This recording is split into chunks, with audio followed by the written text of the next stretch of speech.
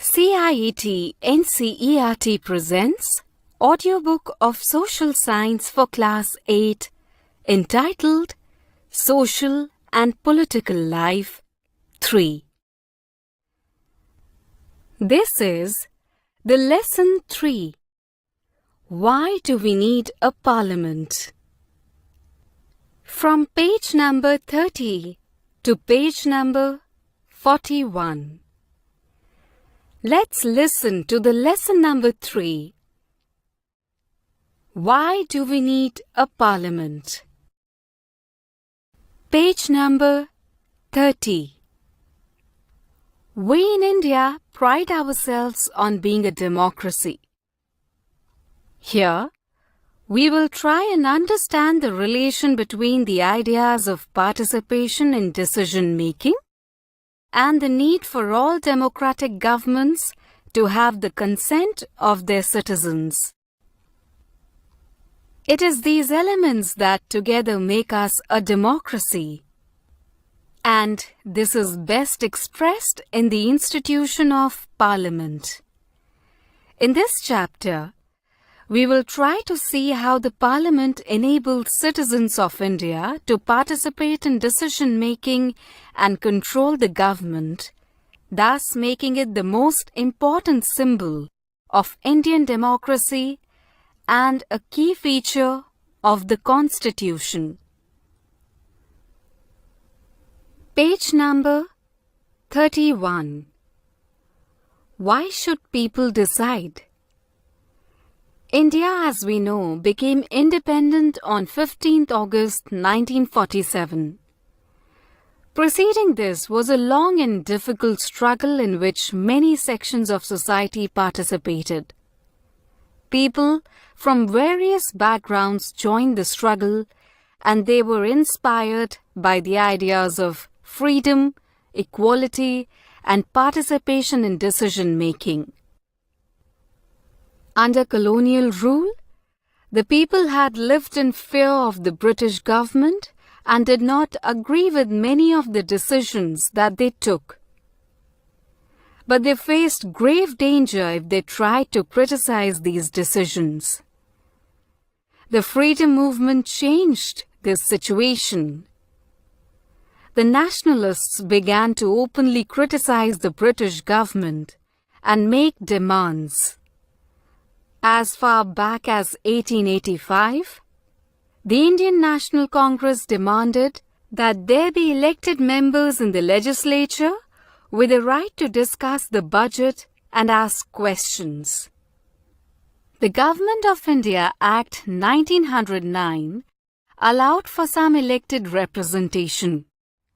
While these early legislatures under the British government were in response to the growing demands of the nationalists, they did not allow for all adults to vote, nor could people participate in decision-making.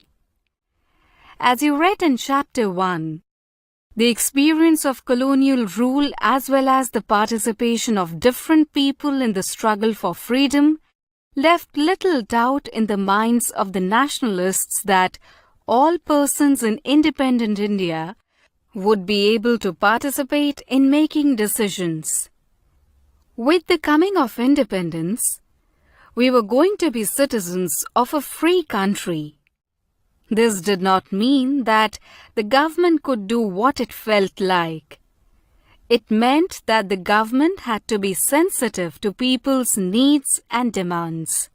The dreams and aspirations of the freedom struggle were made concrete in the Constitution of Independent India that laid down the principle of universal adult franchise, that is, that all adult citizens of the country have the right to vote. The above photo shows a voter reading instructions on how to use an electronic voting machine, that is EVM. EVMs were used throughout the country for the first time in the 2004 general elections.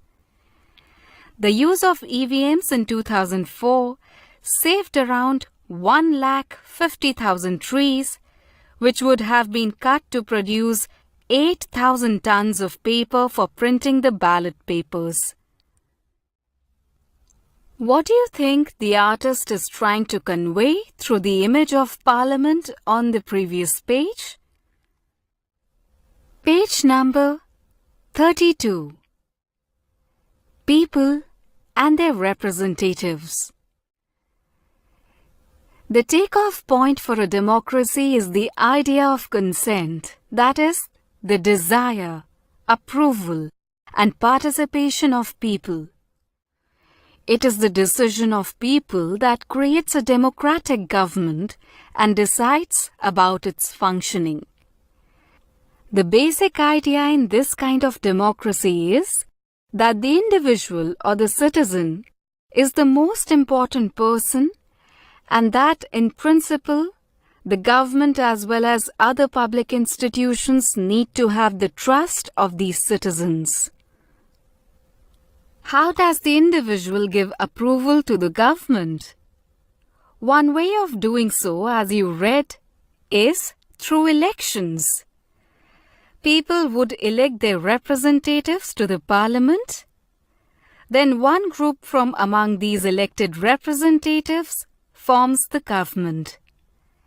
The parliament, which is made up of all representatives together, controls and guides the government. In this sense, people, through their chosen representatives, form the government and also control it. Give one reason why you think there should be universal adult franchise. Do you think there would be any difference if the class monitor was selected by the teacher or elected by the students? Discuss. This photo shows election staff using an elephant to carry polling material and EVMs to polling stations located in difficult terrain. The above was page number 32.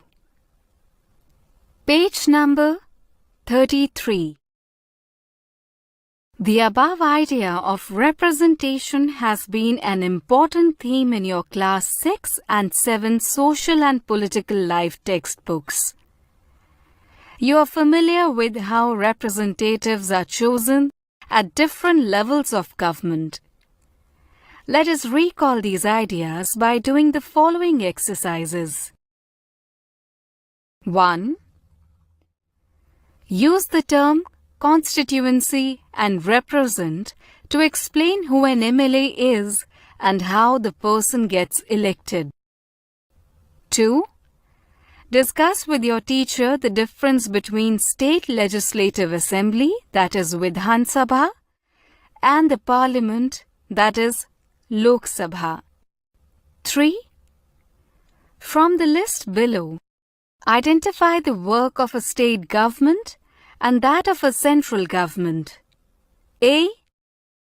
The decision of Indian government to maintain peaceful relations with China. B. The decision of the Madhya Pradesh government to discontinue board exams in class 8 for all schools under this board. C. Introduction of a new train connection between Ajmer and Mysore. D. Introduction of a new 1000 rupee note. 4. Fill in the blanks with the following words. Universal adult franchise. MLAs. Representatives. Directly. Democratic governments in our times are usually referred to as representative democracies.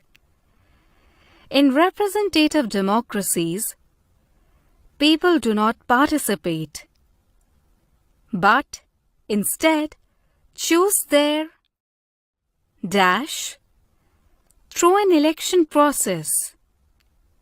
These dash meet and make decisions for the entire population. These days, a government cannot call itself democratic unless it allows what is known as dash. This means that all adult citizens in the country are allowed to vote. 5. You have read that most elected members, whether in the Panchayat or the Vidhan Sabha or the Parliament, are elected for a fixed period of 5 years. Why do we have a system where the representatives are elected for a fixed period and not for life? 6. You have read that people participate in other ways and not just through elections to express approval or disapproval of the actions of government. Can you describe 3 such ways through a small skit? Page number 34. The above photographs show 1. The Parliament of India, that is Sansad, is the supreme lawmaking institution. It has 2 houses, the Rajya Sabha and the Lok Sabha. 2. Rajya Sabha or Council of States, with a total strength of 245 members, is chaired by the Vice President of India. 3. Lok Sabha or House of the People, with a total membership of 545, is presided over by the Speaker. The role of the Parliament. Created after 1947, the Indian Parliament is an expression of the faith that the people of India have in principles of democracy. These are participation by people in the decision-making process and government by consent. The Parliament in our system has immense powers because it is the representative of the people. Elections to the Parliament are held in a similar manner as they are for the state legislature. The Lok Sabha is usually elected once every 5 years. The country is divided into numerous constituencies as shown in the map on page number 41. Each of these constituencies elect one person to the Parliament. The candidates who contest elections usually belong to different political parties. Page number 35. With the help of the table below, let us understand this further.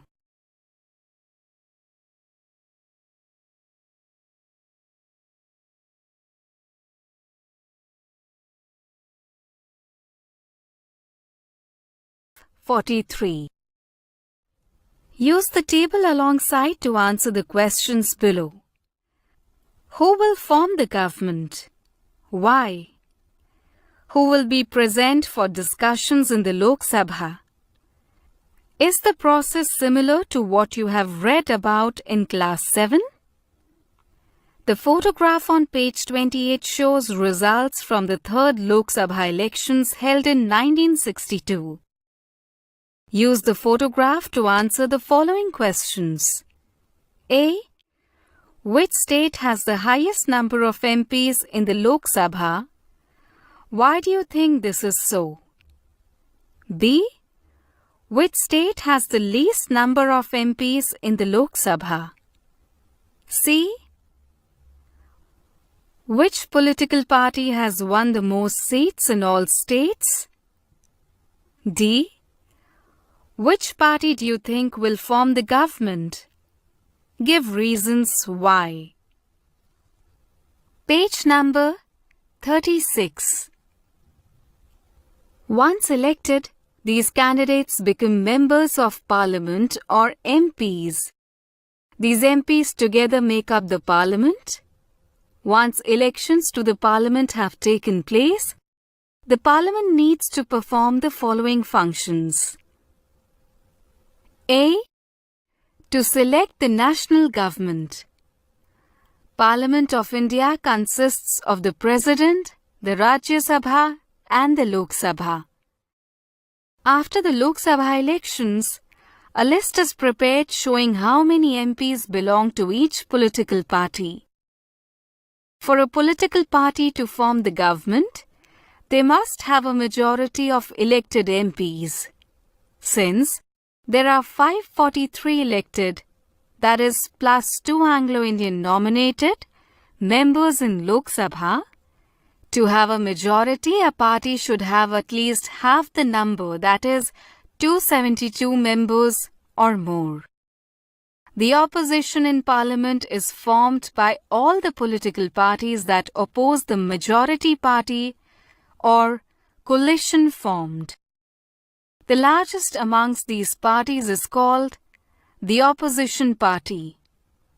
One of the most important functions of the Lok Sabha is to select the executive.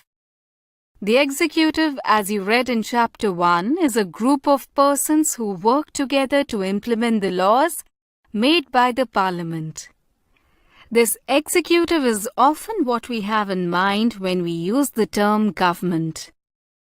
The Prime Minister of India is the leader of the ruling party in the Lok Sabha.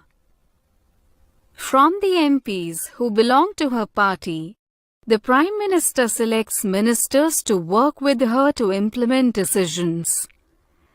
These ministers then take charge of different areas of government, functioning like health, education, finance, etc. Oftentimes in the recent past, it has been difficult for a single political party to get the majority that is required to form the government. They then join together with different political parties who are interested in similar concerns to form what is known as a coalition government. Results of the 15th Lok Sabha elections, May 2009. Political party, number of MPs. National parties, Bahujan Samaj Party or BSP, number of MPs 21. Bharatiya Janata Party BJP, number of MPs 116. Communist Party of India CPI, number of MPs 4. Communist Party of India Marxist CPM, number of MPs 16. Indian National Congress INC, number of MPs 206. National Congress Party NCP, number of MPs 9. Rashtriya Janata Dal or RJD, number of MPs 4. State parties, that is regional parties, All India Anna DMK, AIA DMK, number of MPs 9. All India Forward Bloc, number of MPs 2. All India Trinamool Congress, number of MPs 19. Biju Janata Dal BJD, number of MPs 14. DMK, number of MPs 18. Jammu and Kashmir National Conference, number of MPs 3. Janata Dal Secular, number of MPs 3. Janata Dal United, number of MPs 20. Jharkhand Mukti Morcha, number of MPs 2. Muslim League Kerala State Committee, number of MPs 2. Revolutionary Socialist Party, number of MPs 2. Samajwadi Party or SP, number of MPs 23. Shiromani Akali Dal, number of MPs 4. Shiv Sena, number of MPs 11. Telangana Rashtra Samiti or TRS, number of MPs 2. Telugu Desam or TDP, number of MPs 6. Other regional parties. Number of MPs, 6. Registered unrecognized parties. Number of MPs, 12. Independents. Number of MPs, 9. Grand total, 543. The above table gives you the results of the 15th Lok Sabha elections held in 2009. In these elections, the INC got a large number of seats, but still not enough to emerge as the majority party in the Lok Sabha. It thus had to form a coalition, the United Progressive Alliance, that is UPA, with other political parties who were its allies. Page number 37. These two buildings of the Central Secretariat, the South Block and North Block, were built during the 1930s. The photo on the left is of the South Block, which houses the Prime Minister's office, PMO, the Ministry of Defence and the Ministry of External Affairs. The North Block is the photo on the right, and this has the Ministry of Finance and the Ministry of Home Affairs. The other ministries of the Union government are located in various buildings in New Delhi. The Rajya Sabha functions primarily as the representative of the states of India in the Parliament. The Rajya Sabha can also initiate legislation, and a bill is required to pass through the Rajya Sabha in order to become a law. It therefore has an important role of reviewing and altering, if alterations are needed, the laws initiated by the Lok Sabha. The members of the Rajya Sabha are elected by the elected members of the legislative assemblies of various states. There are 233 elected members plus 12 members nominated by the President. B. To control, guide and inform the government. The Parliament, while in session, begins with a question hour. The question hour is an important mechanism through which MPs can elicit information about the working of the government. This is a very important way through which the Parliament controls the executive. By asking questions, the government is altered to its shortcomings and also comes to know the opinion of the people through their representatives in the Parliament, that is, the MPs. Asking questions of the government is a crucial task for every MP. The opposition parties play a critical role in the healthy functioning of a democracy. They highlight drawbacks in various policies and programs of the government and mobilize popular support for their own policies. Page number 38. The following is an example of a question asked in Parliament. Lok Sabha, Unstart question number 48, answered on 15th of December 2017. Converge of schemes for children. Manoj Rajoria, will the Minister of Women and Child Development be pleased to state A. Whether the government proposes to converge various schemes and policies for children in the country? B. If so, the details thereof, and C. If not, the reasons therefor. Answer. Minister of State in the Ministry of Women and Child Development, Dr. Virendra Kumar. A to C.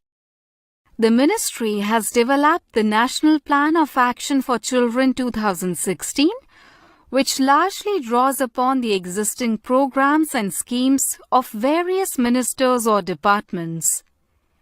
It provides a framework for conversions and coordination between ministries and departments and state and union territories, governments and encourages collective action from all stakeholders to address multidimensional vulnerabilities experienced by children.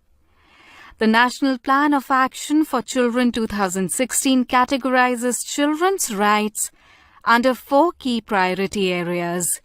1. Survival, health and nutrition. 2. Education and development. 3. Protection. And 4. Participation.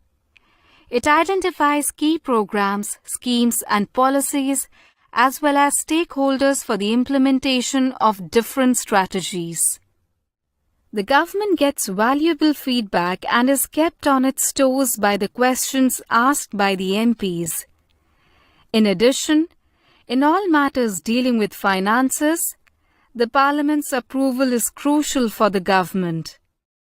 This is one of the several ways in which the Parliament controls, guides and informs the government. The MPs, as representatives of the people, have a central role in controlling, guiding and informing Parliament, and this is a key aspect of the functioning of Indian democracy. In the above question, what information is being sought from the Minister of Women and Child Development? If you were a Member of Parliament or MP, list 2 questions that you would like to ask. Page number 39. C. Lawmaking. Lawmaking is a significant function of Parliament. We shall read about this in the next chapter. Who are the people in Parliament? Parliament now has more and more people from different backgrounds. For example, there are more rural members as also members from many regional parties. Groups and people that were till now unrepresented are beginning to get elected to Parliament. There has also been an increase in political participation from the Dalits and backward classes. Let us look at the following table that show the percentage of the population who voted in Lok Sabha elections in different years. Lok Sabha, first, election years 1951 to 52, voter turnout percentage 61.16. Lok Sabha, fourth, election years 1967, voter turnout percentage 61.33. Lok Sabha, 5th, election years 1971, voter turnout percentage 55.29. Lok Sabha, 6th, election years 1977, voter turnout percentage 60.49. Lok Sabha, 8th, election years 1984 to 85, voter turnout percentage 64.01. Lok Sabha, 10th, election years 1991 to 92, voter turnout percentage 55.88. Lok Sabha, 14th, election years 2004, voter turnout percentage 57.98. Lok Sabha, 15th, election years 2009, voter turnout percentage 58.19. Lok Sabha, 16th, election years 2014, voter turnout percentage 66.40. Lok Sabha, 17th, election years 2019. Voter turnout percentage 67.11. Looking at this table, would you say that people's participation during the past 65 years has decreased or increased, been stable after initial increase? It has been observed that representative democracy cannot produce a perfect reflection of society. There is a realization that when interests and experiences separate us, it is important to ensure that communities that have been historically marginalized are given adequate representation. With this in mind, some seats are reserved in Parliament for SCs and STs.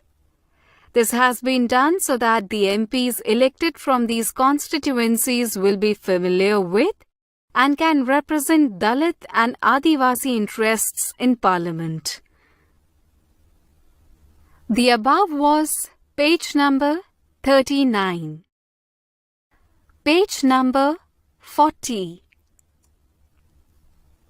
Similarly, it has more recently been suggested that there should be reservation of seats for women. This issue is still being debated.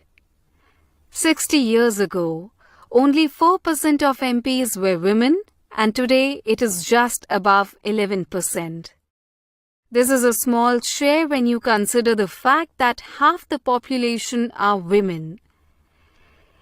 It is issues of this kind that force the country to ask certain difficult and often unresolved questions about whether our democratic system is representative enough. The fact that we can ask these questions and are working towards answers is a reflection of the strength and the faith that people in India have in a democratic form of government. The above photo shows a few women members of Parliament. Why do you think there are so few women in Parliament? Discuss. Glossary. Approval. To give one's consent to and be favorable towards something. In the context of this chapter, it refers both to the formal consent through elected representatives that Parliament has, as well as the fact that it needs to continue to enjoy the people's trust. Coalition. A temporary alliance of groups or parties. In this chapter, it refers to the alliance formed by political parties after elections when no party has been able to get adequate seats to form a clear majority. Unresolved. Situations in which there are no easy solutions to problems. The above was page number 40. Page number 41. Exercises. 1. Why do you think our national movement supported the idea that all adults have a right to vote? 2. In this 2004 map of parliamentary constituencies alongside, roughly identify the constituencies in your state. What is the name of the MP from your constituency? How many MPs does your state have?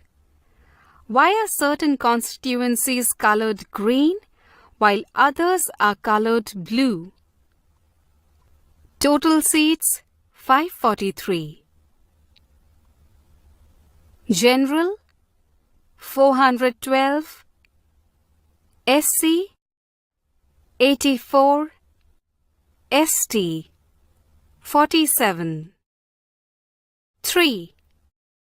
You have read in Chapter 1 that the parliamentary form of government that exists in India has 3 tiers. This includes the Parliament, that is central government, and the various state legislatures, that is state governments. Fill in the following table with information on the various representatives from your area. Which political party or parties is or are currently in power? State government, central government. Who, name them, is the current representative from your area? State government, central government. Which political parties currently form the opposition? State government, central government. When were elections last held? State government, central government. When will the next elections be held? State government, central government. How many women representatives are there from your state? State government, central government. The chapter 3 of total 10 chapters of the book ends here. Narrator